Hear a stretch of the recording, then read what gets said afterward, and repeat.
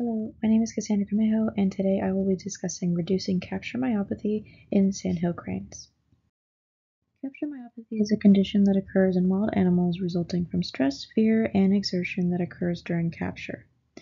Symptoms of capture myopathy include anxiety, shivering, rapid breathing, dark urine, hyperthermia, loss of appetite, and lethargy. This condition often results in mortality. Sandhill cranes are especially susceptible to stress-induced capture myopathy. No treatment currently exists, therefore methods that allow for the lowest rates of capture myopathy should be selected for in research studies that require the capture of these cranes.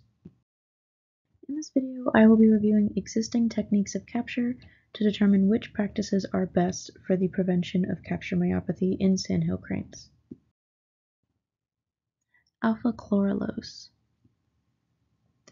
This method employs the use of oral doses of alpha chlorelose, which acts as a mild sedative. This technique is done by allowing cranes to become accustomed to feeding on bait such as corn in their social groups in a certain area.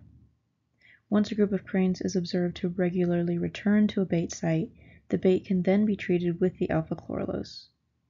After the sedative becomes effective, immobilized cranes can be hooded and processed according to the goals of the study. Narcotized cranes are very easy to capture and handle. Mortality rates are very low using this method. They've been observed to be less than 3%, and the powdered alpha chlorelose is very easily accessible and cost-effective. However, improper monitoring of the bait site can result in overdosing and mortality of cranes. Additionally, dosed cranes can injure themselves by wandering off before fully sedated and can potentially drown. Night lighting.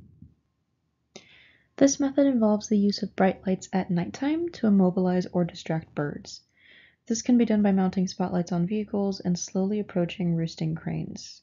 Once they are stunned or blinded by the light, researchers on foot can then capture the cranes in nets or by placing them into burlap bags. This method can be used in many settings as the light can easily be installed on different vehicles. The possibility of injuring cranes using this method is minimal. It also only requires a two-person team, one to spotlight and one to net or capture, and this method allows for the quick processing of cranes and placement into an opaque bag, which can minimize stress even further. However, prior knowledge of nightly roost sites is required for capture successes. This method is also not effective for catching large numbers of cranes at once, as it will disturb other birds in the roost. Clear nights with less moonlight are required for this technique to work, as inclement weather or bright moonlight will render it ineffective. Claptraps. This method involves setting up claptraps in areas where cranes are commonly active. They are typically baited to further attract the birds. These traps are usually made out of gill netting, ropes, and supportive poles or sticks. Once set up, an observer will hide outside the view of the cranes and will trigger the trap using the ropes once the bird has entered the trap. Once triggered, the mesh closes over the crane and traps them safely inside. These traps are fairly low cost and can be easily set up by one or two people. Adequately sized claptraps can allow for capture of multiple individuals at once if needed, and these traps are effective especially for older, warier cranes that might not wander into other types of traps. Cranes can be quickly removed between 3 to 9 minutes.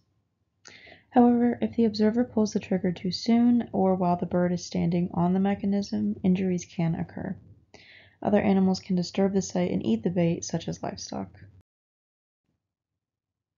In studies using the discussed capture methods, capture myopathy rates were typically not discussed or explicitly reported. The use of alpha chlorelose was reported to have a capture myopathy rate of 3.7%, however. To reduce myopathy, low handling time should be prioritized when selecting a capture method. If handling is involved in the study, sedation or placement into a bag should be considered to reduce stress and exertion. Researchers should also remain out of view of the cranes at the site if possible. With all these considerations, dosing bait with alpha chlorelose seems to be the best method for capturing sandhill cranes with the lowest capture myopathy rates. Here are all the resources I cited and considered while making this video. Thank you for taking the time to watch my video, and if you have any questions or additional feedback, please feel free to comment below. Thank you.